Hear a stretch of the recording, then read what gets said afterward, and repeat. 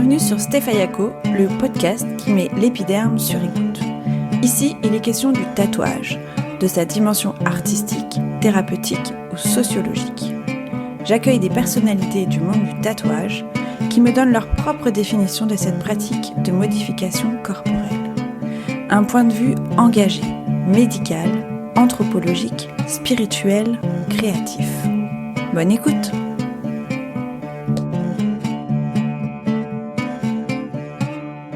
Le seul dessinateur intradermique de France. Autrement dit, un tatoueur, disons, légal. Combien de temps pour faire un tatouage? Tout est variable. Est-ce que ça fait mal?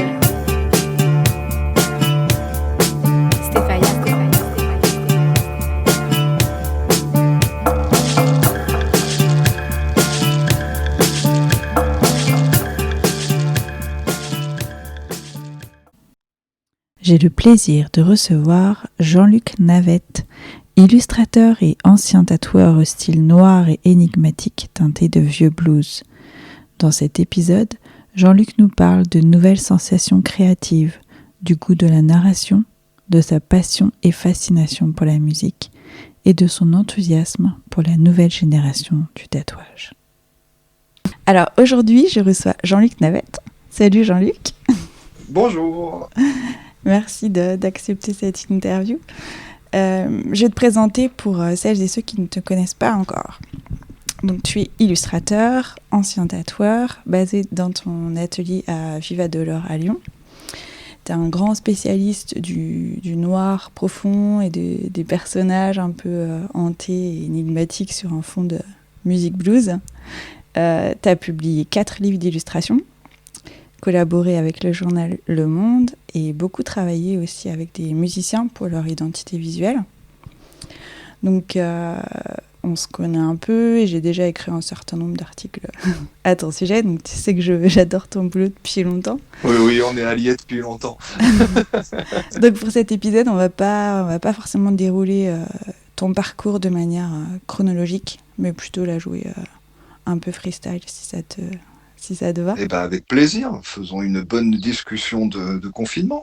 Prenons des nouvelles. Et avant ça, je voudrais quand même te poser ma petite question rituelle, parce que j'aime bien voir la réaction des gens. C'est quelle est ta propre définition du tatouage? Liberté. Je pense que ça serait ça. Par rapport à mon histoire personnelle, c'est ça serait liberté. Liberté de pouvoir ressembler à ce qu'on veut et liberté de pouvoir se trouver une place dans la société pour ma part, parce que ça m'a permis de trouver une voie, trouver un langage. Donc liberté et langage. Voilà. D'accord, c'est une belle définition. Je voudrais par exemple parler un peu de ton processus de création, savoir un peu dans quelle ambiance tu as besoin d'être pour créer. Est-ce que tu es plutôt en mode boulimie d'images ou au contraire tu as un imaginaire qui est déjà débordant? Est-ce que tu as des périodes de pages blanches? Comment tu crées en général? Et bien, la dernière fois qu'on s'était eu en discussion, je sortais d'une longue période de page blanche, effectivement, donc j'ai mis au point un petit peu des nouvelles méthodes pour essayer de ne pas retomber là-dedans. Et puis après, au niveau de l'inspiration, je dois avouer que ça vient un petit peu comme par magie, un peu toute la journée. Ça peut venir d'une balade avec une photo que je prends en me baladant. Ça peut être une chanson que j'entends qui m'inspire une histoire. Ça peut être une histoire que je lis qui m'inspire une image. Après, ça dépend vraiment du moment, mais j'ai pas besoin forcément maintenant trop de me mettre dans une ambiance de travail pour faire venir le truc. C'est plutôt, je laisse venir peinard, et puis si ça vient pas ce jour-là, ça viendra le lendemain, c'est pas grave. Et puis généralement, en se mettant moins la pression, ça arrive toujours. Il y a des jours où tu te dis, bon, bah, j'ai pas forcément d'inspiration pour attaquer une nouvelle image, mais je peux continuer un petit peu de partie technique sur une image en cours. Voilà, Après, j'ai la chance de faire des images qui me prennent un petit peu de temps, donc j'ai pas besoin d'avoir forcément tous les jours une nouvelle idée. C'est le luxe aussi de plus travailler en tatouage et de plus avoir forcément à répondre vraiment à une demande quotidienne. Donc après, voilà, ça s'organise généralement. En fait, ma méthode, c'est de rallumer une cigarette et de tourner la face du disque. Et au bout d'un moment, si tu as mis les bons disques, ça vient. Et la motivation arrive au bout d'un moment où tu te dis, bon, allez, je vais quand même me remettre au boulot. Donc voilà. Donc c'est assez naturel finalement, t'as pas forcément besoin de te nourrir, on va dire volontairement d'images à travers des films, des bouquins, tout ça, c'est plus ce que tu Non, croises ouais, qui va t'inspirer. voilà, c'est plus l'histoire du moment que j'ai envie de raconter, plus le. Après, effectivement, je suis plus à l'aise maintenant dans ma façon de raconter mes histoires, donc j'ai moins besoin d'aller piocher en amont. Donc maintenant, ouais, c'est plus naturel. Il y a vraiment j'ai essayé de retrouver vraiment un plaisir au dessin assez simple. Donc il y a des journées où effectivement, je vais juste faire un exercice qui sera pas une illustration qui finira dans un bouquin ou une commande, mais un petit exercice qui fait du bien, à chercher d'autres directions. Donc voilà, se libérer un peu, ça fait du bien. Et justement, tu as changé un peu de technique en passant de l'encre noire au crayon. Pour le dernier bouquin, c'était le passage au crayon, donc quand même un peu d'exploration, de nouvelles techniques, et aussi peut-être déjà de l'exploration pour toi, mais aussi quelle est la différence entre faire un dessin pour soi et un dessin pour une commande? Très très bonne question. Effectivement, j'ai mis un peu de temps avant de répondre à des commandes avec cette technique-là. J'ai continué à explorer cette technique-là pour vraiment mes boulots perso. Et puis à côté, je répondais toujours à la demande avec ce que les gens avaient l'habitude de voir, dans le sens où j'avais pas encore assez de conviction quant au résultat, en me disant bah peut-être qu'ils vont pas aimer parce qu'ils s'attendent à avoir du noir fait à l'encre avec des taches. Et puis effectivement, petit à petit, j'en ai glissé un ou deux sur des commandes où je me disais ça devrait y aller. Et puis effectivement, on m'a pas parlé spécialement de la technique. Donc je me suis dit bon bah c'est bien, c'est que ça reste la même personne qui dessine. C'est ce qui me faisait un petit peu peur. On a toujours un petit peu peur quand on change des trucs de se dire ah mais est-ce que je vais me reconnaître? Est-ce qu'on va me reconnaître là-dedans? Et puis effectivement, après, du moment que tu te fais vraiment plaisir, je pense que le résultat fonctionne. Ça reste la même personne qui dessine, donc Et justement, vu que tu as un style qui est très reconnaissable, en général, on sait un peu en un coup d'œil que c'est toi qui as dessiné. C'est une force. Mais est-ce que tu as aussi envie de nous surprendre et de te surprendre en allant où on ne t'attend pas? c'est pas que je m'ennuyais sur les images, mais je commençais à plus savoir comment raconter les choses différemment et je commençais à m'ennuyer sur les matières. Je me disais, ça y est, j'ai trouvé des réponses graphiques aux matières que je veux dessiner. Et puis d'un coup, tu te dis, ah, allez, il y a besoin d'un petit peu de danger, il y a besoin un petit peu de se surprendre et puis de se faire plaisir avec un truc où j'avais pas. Ça faisait quelques années que je bossais toujours dans cette direction-là. J'avais envie d'une autre sensation de dessin.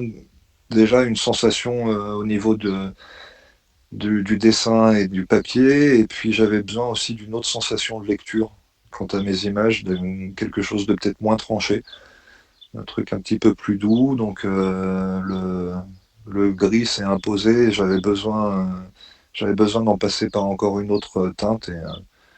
Et là, je suis même en train de me poser des questions, à me dire, et si je foutrais pas un petit peu de couleur, un de ces quatre devant? Waouh, navette qui fait de la Ouais, ça couleur, craint. quoi. Ouais, ouais, ouais. Ça craint. Non, ça craint pas. C'est, C'est juste.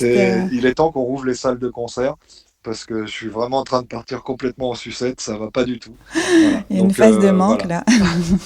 Donc on avait dit qu'on ne couperait pas, donc voilà, voilà, je me suis auto-grillé. Mais non, non, mais Mais voilà, j'ai redessiné un petit peu des peintures à l'huile en me disant, tiens, pourquoi pas. Là, c'est l'avantage du confinement, c'est que j'ai du temps pour explorer des trucs et donc c'est pas forcément très très abouti et très intéressant pour l'instant. C'est même plutôt moche, mais euh, mais ça me fait du bien. Et donc je sais pas, peut-être qu'au bout d'un moment, en refaisant un peu, s'il y a encore quelques autres confinements, peut-être qu'au bout d'un moment, je peux arriver à faire une peinture à peu près correcte. Mais Je ne souhaite pas vraiment d'autres confinements, c'est mais ça. C'est ça. Donc je ne vous souhaite pas de découvrir mes travaux en couleur, alors madame. bah, si l'expo, c'est la condition, si les confinements sont une condition d'expo, j'hésite un C'est peu. ça. Je préfère que tu t'entraînes autrement. Ouais, ouais, moi aussi, là, j'aimerais bien commencer à retravailler un petit peu pour des. Mais je croise les doigts, j'ai peut-être une expo là, chez Art Factory à Paris au mois de juin, donc je croise les doigts, ça Ah serait ouais, tellement bien que ça ah, c'est existe. cool si tu viens à Mais Paris en voilà, plus. bah, ça serait vraiment, vraiment chouette. Puis ça fait longtemps que j'aimerais être chez eux, là, donc on va bien se marrer. Mais ça fait déjà un petit moment qu'on doit y être, donc juin 2022, c'est bien aussi, peut-être. Ah oui, c'est vrai que t'as dit juin, mais t'as pas dit quelle année. Bah ouais, tu sais, maintenant, on est tous dans le même cas, hein. C'est pas très original que d'annoncer des trucs sans date.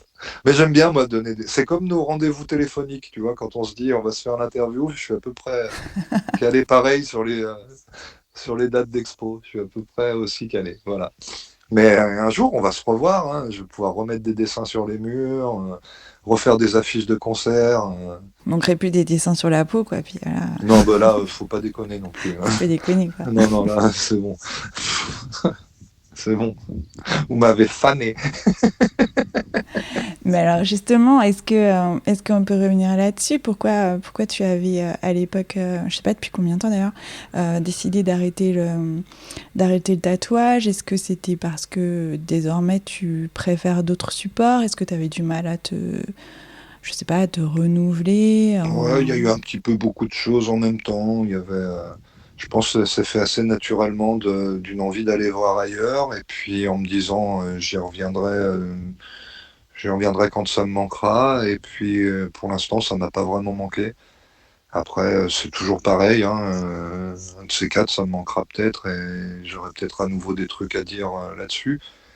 Après, il y a plein de raisons aussi pour lesquelles j'étais venu au tatou, où il y avait une sorte de besoin aussi de voir des choses un petit peu plus différentes. Et aujourd'hui, j'ai plus l'impression de me dire, oh bah tu sais, il y a déjà tellement de choses super bien que il y a peut-être moyen d'aller explorer ailleurs. Il y a déjà, enfin aujourd'hui, plus personne n'a besoin de moi dans le tatouage, donc je vais aller me faire plaisir ailleurs. Mais non, non, il y a des trucs tellement bien maintenant que je serais bien emmerdé de trouver quelque chose à faire de différent qu'on n'a pas déjà vu. Donc voilà, c'est.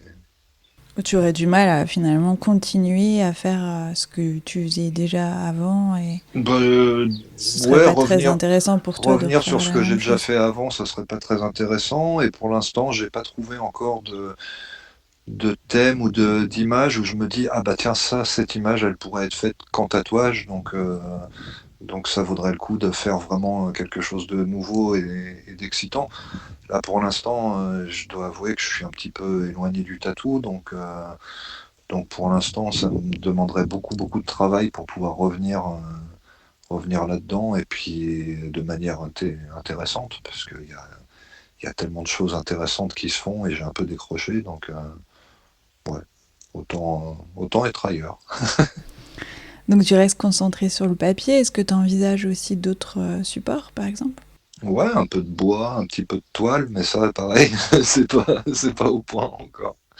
Puis non, non, ouais, toujours le papier, ça reste facile à trimballer dans une valise, donc voilà, Ça va avec la vie nomade. je suis toujours à remplir des carnets pour pouvoir m'exiler facilement dans une cabane avec mes dessins. Et puis l'avantage du crayon aussi, c'est on peut trouver des crayons dans n'importe quel supermarché lors de nos, euh, lors de nos petits recueillements. Voilà.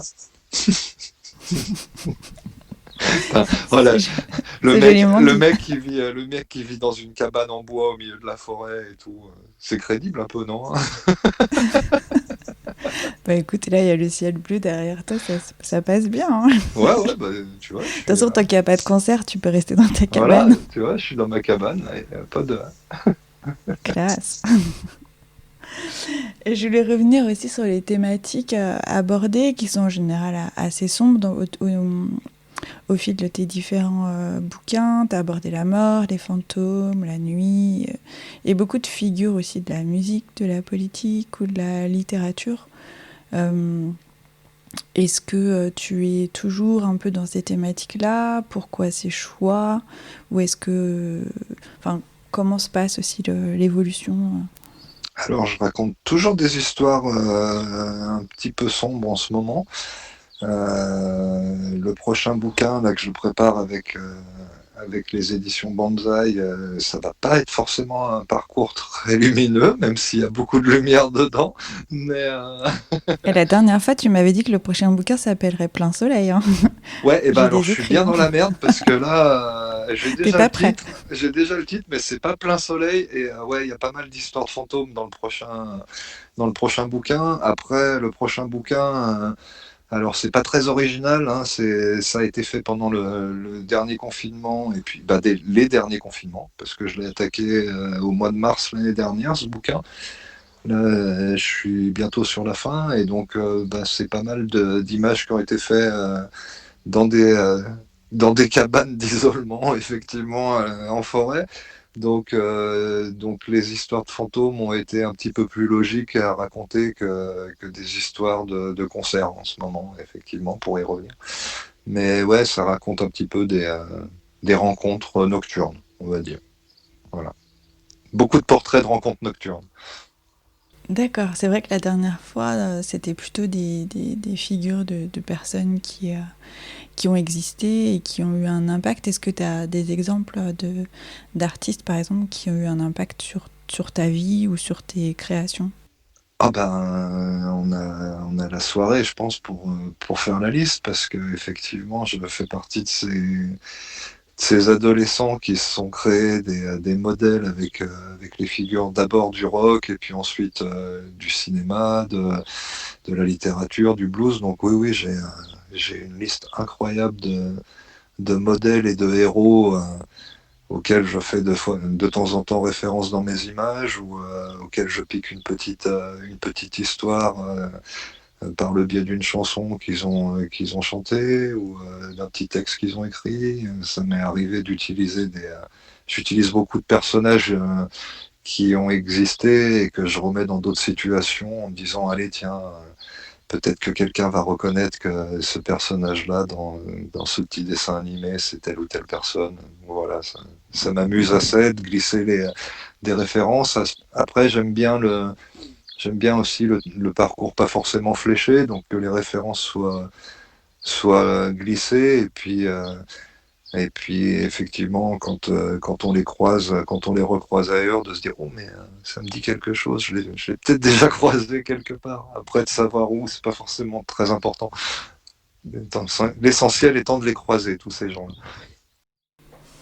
Et justement, on en avait parlé une fois, tu disais que, que ces artistes avaient fait avancer les choses à leur manière en fonction enfin, des choses de l'art, mais de la vie en général. Est-ce que toi, tu penses que l'art peut faire bouger les choses? Est-ce que toi, tu essayes de faire... Enfin, quel type de message tu essayes de faire passer justement avec ton dessin? Et quel est selon toi le rôle d'un artiste, si on décide qu'il a un rôle en particulier? Alors c'est compliqué parce que quand on était à l'école, on nous avait appris que le rôle de l'artiste c'était de parler de son époque. Et puis après, on a parlé tout à l'heure de héros. Après, j'ai grandi en rencontrant des héros comme Bob Dylan ou Leonard Cohen qui ont appris à raconter une autre façon. C'est de raconter. Il y a beaucoup d'artistes très bons dans le folk pour ça et dans le blues, de raconter la grande histoire par des toutes petites histoires et en racontant sa propre histoire, les propres anecdotes de vie quotidienne, glisser dedans des choses un petit peu plus universelles. Donc ça me plaît assez. Ça me plaît assez, ouais. Je me suis complètement perdu, je sais plus du tout ce que tu m'as demandé.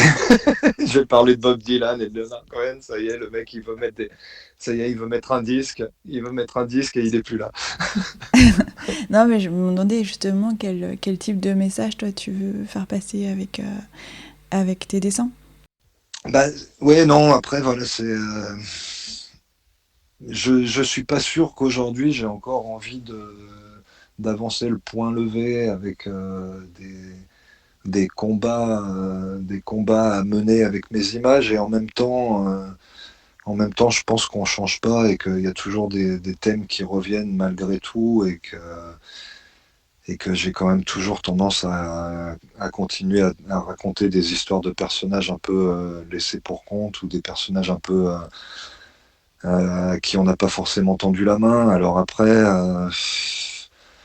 est-ce que je peux changer les choses en faisant des dessins? Je suis pas sûr. Et en même temps, moi déjà, ça me fait du bien. Alors après, j'ai la chance des fois de croiser des gens qui me disent que quel dessin leur a évoqué telle chose. Ça peut enclencher une discussion. Donc après, voilà, est-ce que ça peut faire changer les choses? J'ai encore cet espoir-là, mais je suis pas bien sûr de l'atteindre encore.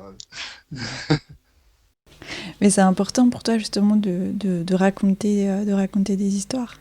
Ouais, quand je fais des dessins, je me pose un petit peu à la table, comme on se pose à la table de l'apéro avec des amis, en fait. C'est un petit peu ça.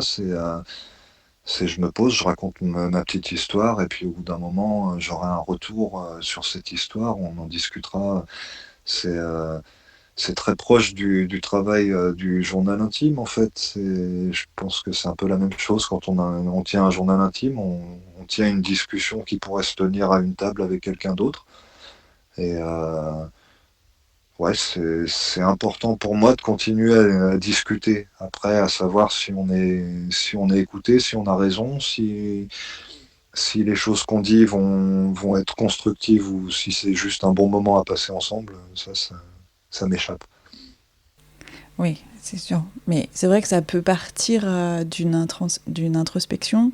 Parfois, il faut laisser libre cours aussi peut-être à la mélancolie ou à ce genre de sentiments. Et après, tu peux pas savoir tout de suite si tu vas être entendu ou compris. Oui, puis c'est pas très important quand on fait une image. Quand on fait une image, ce qui est important, c'est de la laisser sortir, de capter cette petite histoire qui passe et de la laisser sortir. Après, c'est plus tard que la décision se fait quand on décide de cette image. Est-ce qu'elle va prendre sa place dans une exposition, dans un livre, dans un disque?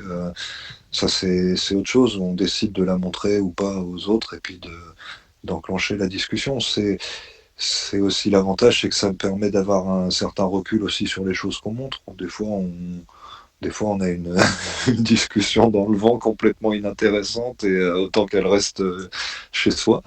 Donc voilà, c'est le plaisir aussi d'avoir aussi du recul. Le fait de faire une image, finalement, on peut tout faire. Et puis après, c'est le choix qui s'offre à nous de voir ce qu'on partage avec les autres. Bien sûr. Et alors la musique a toujours une importance pour toi dans ton inspiration, dans ta création. T'as fait beaucoup de collaborations pour des pochettes de disques, des affiches de concerts. Tu es toi-même musicien. D'où vient cette obsession? Je crois que ça vient de tout petit. C'est que je crois que ça a été vraiment le premier.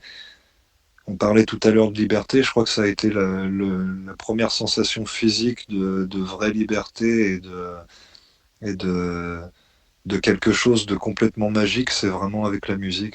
Je me rappelle vraiment des premières sensations de certains disques, la première fois que je suis allé acheter un 45 tours ou la première fois qu'on m'a passé des cassettes.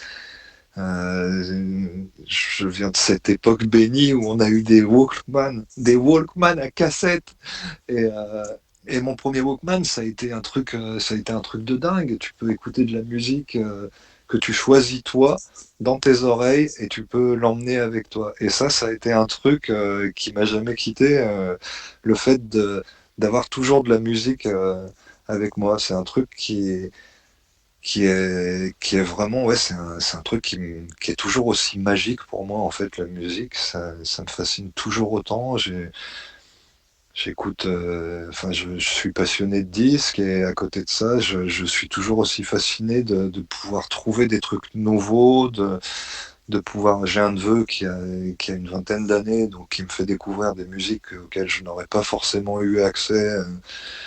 Et ouais, c'est quelque chose qui me fascine. Et puis les histoires qui tournent autour de tout ça, les personnages qui ont fait ce choix de vie. Il y a des histoires assez fascinantes, il y a des parcours de vie assez incroyables dans les artistes du XXe siècle qui ont fait ce choix-là. Et ouais, ça m'a beaucoup inspiré. Et, et moi, dans mes choix de vie, et dans ce que ça amène de pouvoir partager une histoire de 3 minutes avec les gens. Je pense que mon style graphique est aussi inspiré beaucoup de ça. Le choix de faire de l'illustration, c'est aussi ça, c'est de remplir pas beaucoup de temps, mais raconter une histoire avec pas beaucoup de temps. Une illustration, on la regarde pas pendant très longtemps. C'est pas une BD, on n'a pas besoin d'être plongé pendant 1 heure dedans. C'est une petite chanson de 2 à 3 minutes. Et ça me fascine beaucoup. Et puis la musique provoque des émotions, et c'est pareil, un peu dans l'illustration, tu peux avoir une émotion, tu peux ressentir une émotion, on va dire, individuelle, et tu peux aussi le partager avec d'autres. Ouais, puis c'est un truc magique. Il y a un caractère divin aussi, selon les orthodoxes derrière tout ça, hein. Selon les orthodoxes, le seul moyen de toucher à la création divine, c'est l'icône ou le chant liturgique. Donc, comme dans le vaudou aussi, où le rythme est très très important pour toucher, pour ouvrir quelque chose de plus grand. Donc, et puis c'est universel de faire de la musique, d'en écouter. C'est un truc qui me fascine. C'est comme de faire des dessins. Voilà, c'est un truc on en a toujours fait, on en fera toujours, et ça me fascine.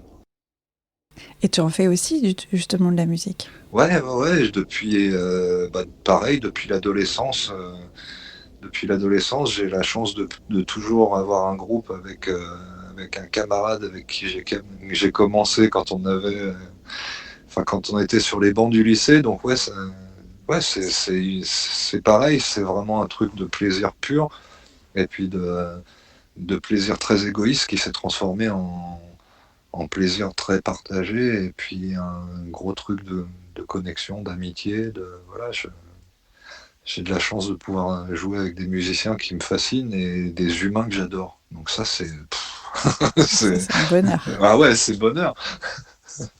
Et justement, ça contrebalance aussi l'illustration, qui est une activité assez solitaire. Comment toi tu le vis? Est-ce que tu souffres du syndrome de l'imposteur? Alors, le syndrome de l'imposteur, ouais, je l'ai eu pendant de nombreuses années. Et puis arrivé à la quarantaine bien tapée, j'ai fait dans le cliché, un bon cassage de gueule, deux, trois petites séances de psy, et puis finalement le syndrome de l'imposteur, on le laisse derrière, en se disant putain, bah merde, après tout, ma place, je l'ai volée à personne. Et puis voilà, si je suis peinard, que je fais chier personne et que je m'amuse, normalement ça devrait bien se passer. Donc non, le syndrome de l'imposteur, ça je pense que c'est passé plutôt derrière, et maintenant je suis plutôt dans le syndrome de celui qui prend bien son pied et qui se dit après tout, maintenant la route est peut-être pas forcément super longue, donc autant bien en profiter. Donc une nouvelle étape, quoi. Ouais, ça y est, je crois que j'ai enfin réussi à pas devenir adulte, parce que je l'espère jamais le devenir, mais la quarantaine bien tapée, ça a de plaisance, et de se dire bon allez, maintenant on sait, on sait à peu près pourquoi on fait les choses. Voilà. Maintenant, j'ai pas du tout envie de m'emmerder. La vie est très courte, donc plutôt bien se faire plaisir. C'est une belle, une belle philosophie. Bah non, mais je crois que c'est très cliché, mais c'est aussi un des gros avantages du confinement, c'est que ça nous a appris aussi à nous remettre sur des trucs un petit peu plus simples et trouver des moyens d'être heureux un petit peu plus simples. Effectivement. Et du coup, c'est quoi tes projets enfin, tu dis que tu travailles sur un livre en ce moment, peut-être une expo Ouais, là, le prochain bouquin, je bosse aussi avec un projet sur un documentaire sur la bande dessinée et le dessin animé avec Nicolas, Nicolas Libéras-Le Suoff, qui est un projet. Alors pour l'instant, je sais pas si je peux trop en causer, mais c'est vraiment un projet qui m'éclate beaucoup parce que par le biais de ce documentaire, je peux parler un petit peu du travail d'un de mes grands héros humains et de l'illustration, qui est Jean-Michel Nicolet, qui a été un de mes profs et qui est vraiment un des illustrateurs qui m'a beaucoup inspiré, et humainement et en tant que dessinateur. Et donc voilà, je vais faire quelques animations, et puis avec Goyokin, donc le groupe dans lequel je joue, on va faire la BO du film. Et donc ça, c'est un projet qui m'éclate bien parce que je vais pouvoir parler de trois héros. Jean-Michel, il y a des gens comme Mezzo, il y a des gens comme Robert Crumb dedans. Donc là, c'est un bon projet de fan. Ça m'éclate bien là. Et puis c'est chouette aussi qu'on nous fasse confiance là pour faire la musique d'un film parce que c'est un exercice qui est un petit peu périlleux. Et puis ça fait toujours plaisir qu'on te fasse confiance sur un projet comme ça. Donc voilà, là on a ça dans les prochains projets et puis plein d'autres choses. Voilà. Cool, ça fait plein de projets sympas. Ah ouais, là on est en train de préparer aussi un nouvel album avec Goyokin. Donc voilà, là, en ce moment la musique prend beaucoup de place et puis c'est chouette. C'est chouette. Justement, ça alterne avec le côté seul devant, devant ta feuille avec ton crayon et en même temps. Ouais, alors après, c'est quand même un peu seul devant l'ordinateur en ce moment parce qu'on bosse surtout à distance en ce moment pour préparer les morceaux, mais on a hâte de se retrouver en studio bientôt. Ouais, Et en concert peut-être. ouais, bah alors ça, hein. Putain, c'est devenu un running gag sans déconner. Et c'est quand les concerts? Mais c'est quand les... On voit que ça nous manque quand même. Hein. Putain, sans déconner, je crois que je suis prêt à aller voir même un concert d'un groupe que je déteste en ce moment. Juste pour le plaisir Ah, mais juste pour le plaisir d'entendre de la musique fort de et de boire une sentir la bière avec les transpiration potes des devant la gens musique. autour de nous. Ouais, c'était mieux quand ça sentait la clope. Mais ouais, bah ouais, non mais alors là, non mais madame, non mais ma pauvre dame, Je parle comme une vieille, quoi. mais où va-t-on? C'était mieux avant. Oui, bah tu préfères faire des concerts assis, masqués Ah putain, m'en parle pas. et désinfectés. Oh, putain. Non mais un concert de rock désinfecté, déjà, voilà. Déjà, c'est parce que c'est infecté, un concert de rock qu'on y va. Mais pas que de rock, de n'importe quelle musique. Bon, ma foi, ça va revenir un jour. Lavez-vous bien les mains, hein, comme ça on ira faire des concerts. C'est clair. Et pour revenir sur le tatouage, comment tu vois l'évolution du tatouage aujourd'hui? Enfin, comment toi tu vois les choses avec un peu de distance depuis que tu as quitté le métier? Ah bah là maintenant, je regarde ça d'un petit peu de loin, surtout, j'avoue, surtout sur Instagram. Mais non, je suis hyper content de ce qui se passe. C'est trop bien. Il y a plein de gens qui font des trucs. C'est hyper beau. C'est hyper beau. Il y a voilà, la nouvelle génération. Il y a des trucs. Il y a enfin des trucs pour tous les goûts. Il y a des. Enfin, c'est la classe. C'est la classe. Et puis ça n'a pas perdu de ça n'a pas perdu en même temps de son côté. Alors j'entends souvent le truc de ouais, mais avant c'était mieux parce que c'était un truc de rebelle. Oui, le côté marginal et que maintenant ce serait un peu trop à la mode et un peu trop consommé. Ouais, et en même temps, je trouve que c'est comme dans la musique, il y a encore vraiment des trucs il y a encore plein d'artistes qui font des trucs extrêmes, qui arrivent à faire des trucs des trucs qui font un peu bouh, ou un petit peu waouh. Et c'est chouette. Après, j'aime pas forcément tout. Forcément, il y a des trucs qui sont pas forcément à mon goût, mais où je me dis, ah ouais, mais ça c'est cool, ça me plaît pas, mais c'est mortel. Un peu comme dans la musique. Il y a des trucs où tu dis, bah voilà, c'est pas. Et c'est bien, c'est devenu un vrai art à part entière. C'est ce qu'on voulait. On voulait que ce soit reconnu comme un truc où il y a une qualité il y a une qualité d'artiste, et puis c'est surtout, il y a encore plein de gens qui arrivent à bouffer en étant artiste et en ayant la liberté de pouvoir choisir une vie. Et c'est un métier qui a permis ce truc-là. Socialement, il y a moyen de s'en sortir si t'es bon et que t'es un petit peu, si t'es un peu démerdard et que tu arrives à faire un dessin à peu près chouette et que t'es sympathique avec tes clients et clientes, et ben normalement, tu dois pouvoir t'en sortir. Et il n'y a pas beaucoup de métiers où on peut encore s'en sortir aujourd'hui sans formation, juste parce qu'on a envie. Et ça, c'est super chouette.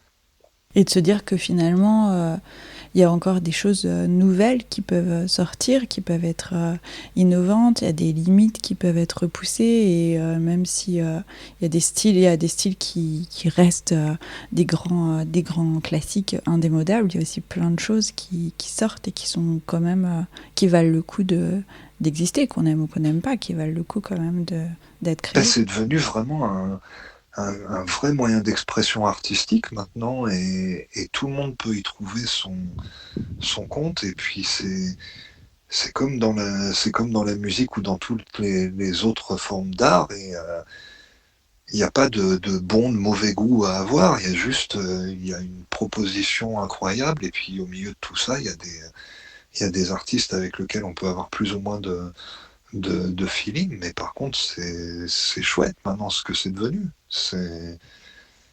Moi, je suis hyper enthousiaste par rapport à ce qu'est devenu le monde du tatouage. Et puis, voilà, c'est chouette. Le mec, il a des trucs à dire, hein, putain. Ah bah ouais, c'est chouette. Bah ouais, mais c'est chouette. Le mec positif, quoi. Mais non, mais Non, mais c'est cool, tu vois, t'as pas de non, regrets. honnêtement, il y a rien à redire. C'était pas mieux avant. Alors c'est encore un des grands sujets de ouais, mais c'était mieux avant. Non, c'est pas vrai, c'était pas mieux avant. Là, il y a un choix incroyable.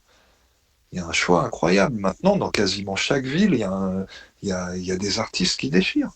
Oui, que ça soit pour les artistes ou pour les clients, finalement, le choix est infini Ah ouais. et c'est plutôt bon. Peut-être que c'est difficile, je sais pas, peut-être que c'est difficile d'en vivre s'il y a des shops qui ouvrent toutes les Ah semaines, ouais, mais mais ça après, c'est aussi justement ce qui fait que c'est devenu un art à part entière, c'est que l'art, c'est difficile d'en vivre. Ça fait partie, ça fait partie du truc. Et après, le fait que ce soit difficile d'en vivre, normalement, ça fait pas forcément partie de l'équation. C'est qu'on trouve notre place artistique. Normalement, le choix de pouvoir en vivre ou pas, hélas, ça fait pas partie de l'équation parce que la plupart des groupes qu'on adore, ils ont jamais réussi à en bouffer non plus. Donc, si on commence à penser comme ça, on fera jamais on racontera jamais d'histoires bien intéressantes si on se dit est-ce que ça va nous faire bouffer. oui, c'est pas le critère de Et départ. là, ça, je te rassure, c'est pareil, ça a toujours été le cas dans tous les domaines. C'était même à ça qu'on reconnaissait un bon artiste dans les années grunge. Regarde les Vampas. Les Vampas, ils étaient connus pour ça. Ah ouais, mais tu te rends compte, ils travaillent encore, hein, c'est des vrais punks. Bah ouais, ça fait chier. Ils auraient peut-être aimé en vivre, Bah mais ouais, ça aurait été cool. Ouais. Non, mais c'est cool parce que je disais que tu n'as pas de regret d'avoir quitté le monde du tatouage et en même temps, tu es hyper enthousiaste de voir la création qui se fait aujourd'hui et de dire que bon, bah, c'est cool, il se passe plein de choses et j'ai pas forcément envie d'en être, mais je regarde, je suis spectateur de ça et ça me plaît, quoi. Je trouve ça cool. Bah, c'est surtout qu'en fait, maintenant, j'ai le temps de m'y intéresser à nouveau. Parce que quand je bossais tous les jours dedans, à la fin de la journée, j'avais pas très très envie de regarder du tatouage, parce que donc je me tenais pas forcément très au courant de ce qui se passait dans ce domaine-là. Et puis bah maintenant, au contraire, justement, n'étant pas plus de la partie, je peux vraiment regarder ça avec juste un regard de fan. Et là, vraiment, je peux à nouveau vraiment me faire plaisir. Et puis prendre du temps pour le regarder et avoir le besoin et l'envie de le regarder. Ouais. Comme disait ce bon vieux Johnny, qu'on me redonne l'envie. Putain, j'ai pas fait ça. Attends, J'ai pas fait ça, tu veux dire qu'on va terminer le podcast sur l'épisode sur une citation de Johnny? Merde, Jean-Luc. Écoute, Qu'est-ce qui se passe? j'ai cité Jean-Jacques Goldman la semaine dernière, voilà, dans un autre échange téléphonique, voilà. Donc Ah peut-être ouais. que, ouais. Non mais. T'as changé ou? Mais non, j'ai toujours aimé Johnny aussi. Ça fait partie aussi de ces trucs où. C'est ton côté biker, tatoueur? Non, ça fait partie de ma shame list. Quand j'avais 15 ans, je me disais non, mais Johnny, c'est vraiment de la merde. Et puis un jour, j'ai un pote qui faisait sa première partie qui m'a dit bah viens me voir. Et en fait, il m'a bien fait fermer ma gueule, le vieux Johnny, parce qu'en fait, je me suis dit merde, en fait, c'est hyper touchant. Et en fait, c'était vachement bien. Et je me suis dit bah merde, en fait. Et je me suis rendu compte que je connaissais quand même la plupart de ses chansons parce que bah, même si t'écoutais pas, tu les entendais quand même à la radio. Donc voilà, maintenant. Voilà, je l'avoue, maintenant j'ai quelques chansons depuis quelques passages de karaoké avec des amis où j'ai interprété l'envie en me jetant à genoux. Voilà, Les karaokés de convention? Non, des karaokés de l'ancien monde. Tu sais, quand on avait le droit, où en fait on pouvait être bourré avec des amis et que tu te jettes complètement ridicule derrière un micro. Et ben, Ah, c'est une autre vie, ça. ouais, les jeunes peuvent pas comprendre.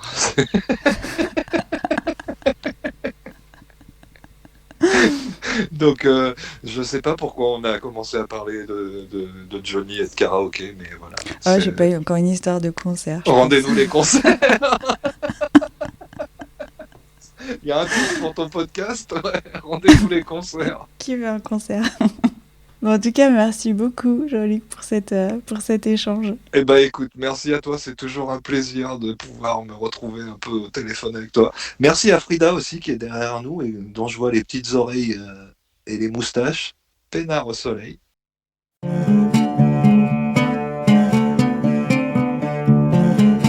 Ça vous a plu? Alors, j'ai besoin de vous. Abonnez-vous, notez le podcast avec plein de petites étoiles et n'hésitez pas à commenter, cela m'intéresse vraiment d'avoir votre avis. Je suis aussi sur Instagram, Facebook et le blog. C'est tout simple, c'est Stefayako. Merci.